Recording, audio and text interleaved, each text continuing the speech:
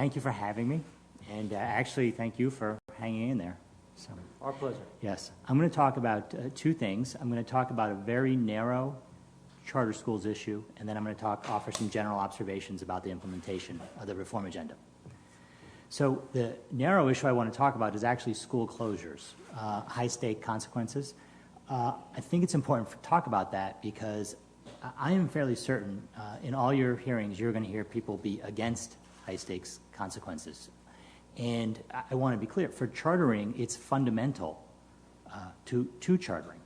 And that's why, as an organization, we've actually supported the closing of our actually member schools over a decade that didn't actually meet the terms of their charter. I'm going to talk about this a little bit from the standpoint of the Regents, less so than SUNY. In New York, you have two major agencies for chartering, SUNY and the Regents. I'm going to talk about the Regents on this issue.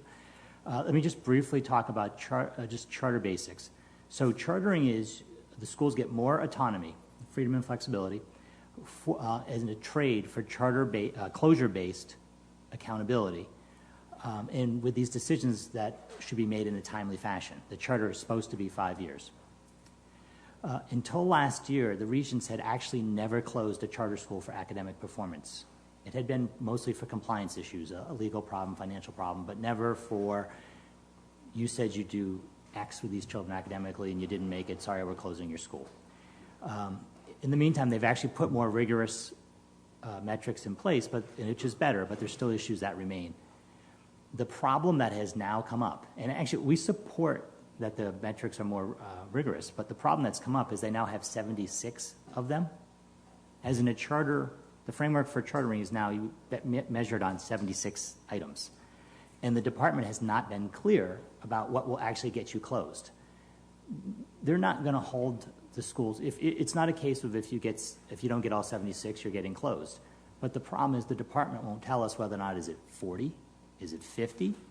Are academic metrics more important than the other metrics? How so? We've asked them to be clearer on that, and we just cannot get any clarity. And so what we have now is we have schools that are coming up for renewal, and they don't actually know what will cause them to be closed. There's a couple issues where this typically pops up is, as you can imagine, in the gray area, the school that's right on the border. The way that has historically been solved is you'll get what's known as a short-term renewal. You have a 5-year charter, nobody's really clear as to whether or not you should get more, so you get 2 years. And what happens over time is it goes 2, 2, 2, 2. They don't make a decision. And that violates that third piece I talked to you about, which was the timeliness. What's frustrating about this right now is that there are other states that have actually already solved this problem. Other states are using what's known as a default closure approach. And here's the basic trade. The authorizer is very clear about what will get you closed. You have to meet this many metrics. If you don't meet this many metrics, you're not even allowed to apply. Like literally, the school is closed. It's actually fairer for both. It's fair for the school because the school actually knows what matters. And it's better on the authorizer, believe it or not, because the way it works right now, the authorizer has to vote to close a school. A lot of our schools are in some pretty tough places where you are legitimately worried that you're sending the kids to a worse place.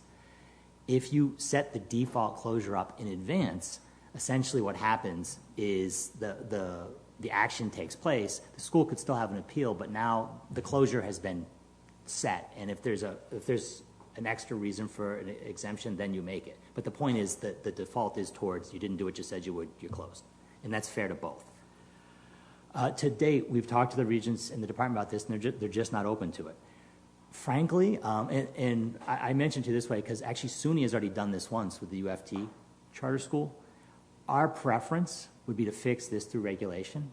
I just think it's a more flexible approach. But I'm telling you now, if we cannot get some flexibility on this shortly, we're going to come to you and ask for a legislative fix. The reason I think this is important is we are talking about consequences, and even though the charter sector is a little bit different than the traditional district sector in that we say this closures are fundamental, you have some schools that are obviously, you have to deal with this. And we have over 90,000 kids in charter schools now, so there is obviously something that can be learned from what we're doing. Okay, I would like to talk just briefly about some of the general observations. So I think the best way I would put it as it relates to the Regents Reform Agenda is I'm actually surprised that anybody is surprised by all this consternation. I mean, let's just think of what we're doing here.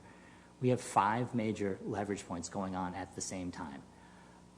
You have the Common Core standards, you have the new testing, you have the evals, you have all the consequences hitting at the same time in a context where you've just had a recession. You don't have money.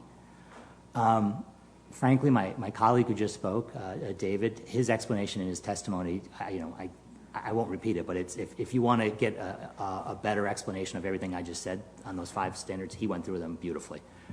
I think the problem that we are having is that either, we've struggled to find, we've got these pressure points, but we've struggled to find a pressure relief valve. Let me go through a couple of those.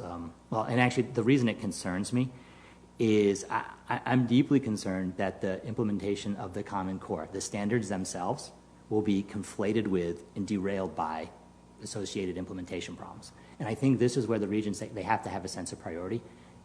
Getting the standards implemented and getting everybody used to them is far and away their most important task. The other stuff is important, but we have to start showing some flexibility. Now, I want to take out a couple of the pieces here so that we can just talk about what I think is important. First of all, I want to go at the money first. There is a chart. The Regents had a hearing, I don't know if it's a hearing or a presentation 2 years ago, where they talked about the financial pressures on public education. And I think in the report, there is a chart that shows that the expenses bar going one way and the revenue bar staying flat. That chart has terrified me for 2 years. There's just a staggering gap between our revenues and our expenses. We agree wholeheartutly with the need for equity. I suspect we might debate with some of my colleagues what equity actually means, but we agree that there's got to be equity. But frankly, it's clear the current model, the current way we're educating kids is broken. And I think we have to accept in the education community that there's a lot of pressure on the legislature already. There's only going to be so much you can do on finances. I thought Tom Rogers said it well when he said we're going to have to do a better job with what we have. I know you're going to try to get us more and more every year, but at some level we're going to have to do something different with what we have. To be clear, I agree that the Regents were right to move to the higher standards, as I've already said. And I think, unlike a lot of my colleagues, I actually think they did the right thing in doing the testing early. Now, there's a couple reasons why I think that makes sense. The reason I think the testing early made sense, it was a measure of how far along we were with the implementation, with the curriculum that's aligned to the standards and the teaching practices that we needed to align to the standards. I think it's just human nature. You're not as far as you think you are until you've actually measured. And look, let's be clear. Most of the charters, got hit just as hard as the district schools. So this isn't us saying, look, the charter schools did great. I don't know what y'all are worried about. We struggled too.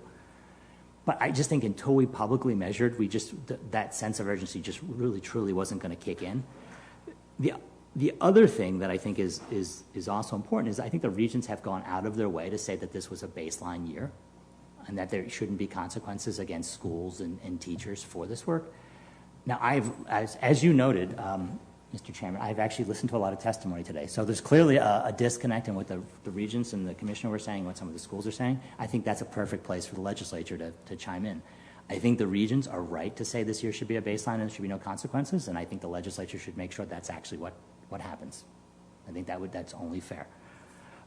Just to be clear as it relates to charters, we have some charters that are up for renewal this year. And in particular, I'm thinking of 3 schools that were given 1-year short-term renewals. I don't actually know how we would use the data from this test to make a decision. And quite frankly, I think any renewal that comes up where this year's test data would be the determinative issue, I don't know how you would vote to not renew it. Want to be very clear on one piece there. I'm focused on the data there. If a charter school has a financial problem, or it has a legal irregularity, or it has governance problems, that's a totally separate issue. But if the data is the determining point, you shouldn't be closing it this year, at least based on this year's data. Okay, one final point about consequences in time. I mean, that's what I talk about when I'm mentioning the baseline. I'm talking about you've got time. That's probably one of the few tools you have to move things. In Long Island, I thought Senator Marcelino and Regent Tillis had a really thoughtful conversation about some districts that were struggling as to what do you do with, I think they called them failing districts. What I appreciated about the conversation was that there was an appreciation that we in the education community, the legislature, we can all do everything, but there's just going to be some districts and some schools that just simply do not get better or do not get better quick enough. And there is a point where you have to do something more dramatic. I remember the Regents' response was about changing of leadership, but then he noted one other thing that I thought was interesting, which he said, well, maybe the other thing you do is you let these kids go to magnet schools. I would like to humbly suggest that they could also go to charter schools and that we could actually maybe start regional charter schools. I'll tell you why I think this is actually important. There's been a lot of conversations about consequences, and I think the reality is the public can actually only take so much in terms of consequences. They have to actually see some hope. And so really the only two levers I can think of is that you actually either buy some time to have some successes or you actually give them better choices that they can go to. That's my testimony. Just a couple of quick points, actually. One question that I had you answered, this issue of the default closure. Yes. So you are working with the Board of Regents and the committee and the department. Yes. But if that's not successful, do you think a legislative remedy might be necessary? Yes, I do. That you would come to us at that point? Correct. We've had some closures that have come up that we gave suggestions as to how we thought we could handle them. The problem for the Regents is they were changing their standards in midstream, and so you had schools that had started under one set and ended up under another. And I thought the fairest thing would have been to actually just buy them some time and actually just make really clear standards and say you automatically closed if you didn't hit them. And that was not accepted, and the Regents got sued, and I think they'll get through that, but I just think it's the canary in the coal mine, quite frankly. Mm-hmm. And so far the suggestions really haven't gone anywhere. We will obviously try again. Failing that, I will be visiting. The only other thing I was going to raise in terms of your comments in regard to the baseline year, as opposed to these assessments, I'm not sure how I think you implied that the legislature could have a role in ensuring that that's the case. Essentially, what people are having a problem with, excuse me, I didn't mean to interrupt you. No, go ahead. What people are having trouble with is consequences. It's actually, I don't think people really have trouble with the data. I think they have problems with that people are being held accountable in ways that I think you can make conceivable arguments that they're being held accountable employment-wise or school existence-wise based on a scenario that's not been fair to them. I heard the commissioner talk about how 80% of it was under the control of the local school district. I do actually think what you could do is I think it would be very easy to add something in a piece of legislation that said that there'll be no consequences, list out the consequences based on this set of data. I would really hope you don't have to go that far. I feel the same way about the closure piece as I do about that. Yeah. But at the end of the day, look, you all are providing the pressure relief valve. You're asking the questions in your hearing, and clearly you wouldn't be having these hearings if you weren't hearing a lot from the public, right? And so that's a very blunt tool, but sometimes it's a necessary tool. Thank you, Bill.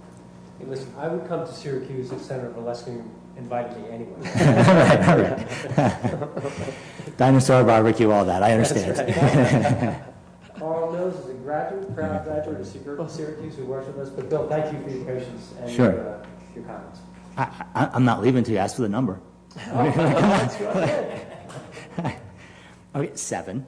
The reason I have him as a 7 is I deeply admire their vigor in implementing the standards, and I thought it took a lot of courage to do the testing piece, for which they're taking a bunch of grief. If you ask me one thing I would change, their sense of urgency, it lacks humility. And what I mean by that is they have an uncanny ability to pick, they pick every fight. And what I mean by that is, so for instance, I'll give you a district example and then I'll give you a charter example. I recall a year ago they were in a fight with the Buffalo teachers because the teachers didn't want to be held accountable for performance for kids that weren't in there, never showed up. I don't know how many kids we were talking about or how many teachers, but that seemed like a pretty reasonable concern, and I couldn't understand why we couldn't just sort through that. And we fought about that for 6 months. On the charter school side, I don't know if you realize this, but they're asking for data from schools as to how we evaluate our teachers. It's not contained in our charters, as in they're asking us to essentially manufacture data so they can fill out a data component. We have been very clear that if a charter school takes race to the top money, that you have to play by their rules. the charter schools actually had a choice, and the ones that didn't choose, it's offensive to be asked to provide data that doesn't exist in our charters, just so that they can have a complete data set. Offensive, and I think just bad policy. We've been arguing about that for a year. It just seems to me that as much as we have 90,000 kids, and maybe half of the schools now are not doing the race at the top piece, that seems to me like it's a big old fight for not a lot of kids, and there's got to be better things to do. Very good comments. Thank you. My pleasure. Thank you.